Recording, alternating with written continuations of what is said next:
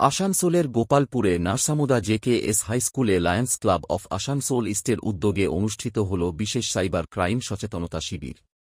এই শিবিরে অংশগ্রহণ করেন বিদ্যালয়ের প্রায় ১৮০ জন ছাত্রছাত্রী, শিক্ষক শিক্ষিকা ও অভিভাবকরা।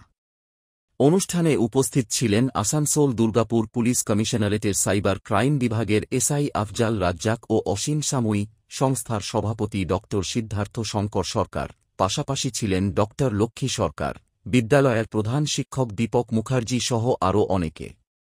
শিবিরে সাইবার প্রতারণা ও অনলাইন অপরাধ থেকে কিভাবে নিজেদের সুরক্ষিত রাখা যায় সে বিষয়ে বিস্তারিত আলোচনা হয়।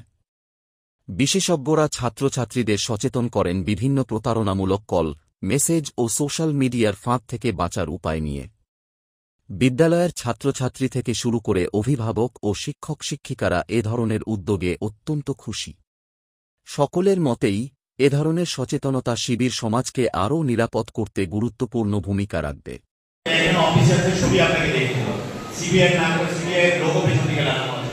একটা কমিশনারের যে আছে ফটো লাগানো আছে টিভিতে, তো এটা কোনো মানে এটা 100% কোনো কমিশনার কখনো কোনো ইন্ডিভিজুয়ালকে কোনো সাধারণ মানুষকে এভাবে কল করেনি জীবনে এবং করবেও না।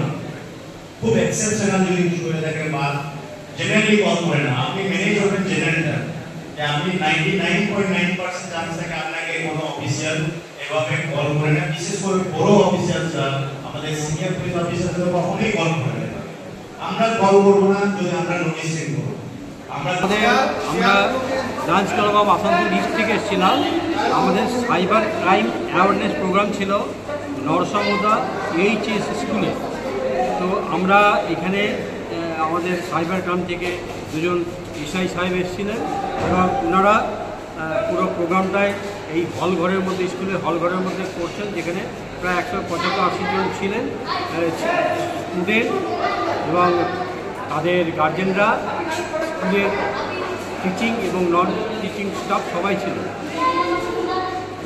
আমরা এই প্রোগ্রামটা এই জন্যে করা যে আজকাল এই যে সাইবার ক্রাইমের অনেক ফ্রডনেস যেটা হচ্ছে, আমরা টাকা পয়সা বা মানুষের কীভাবে লোভ ধরিয়ে টাকা পয়সা গ্র্যাব করে নিচ্ছে, বা আমরা এটিএম থেকে কী করে টাকা পয়সা চলে যাচ্ছে, আমাদের বিভিন্ন রকম প্রতারণা আমরা শিকার হচ্ছি।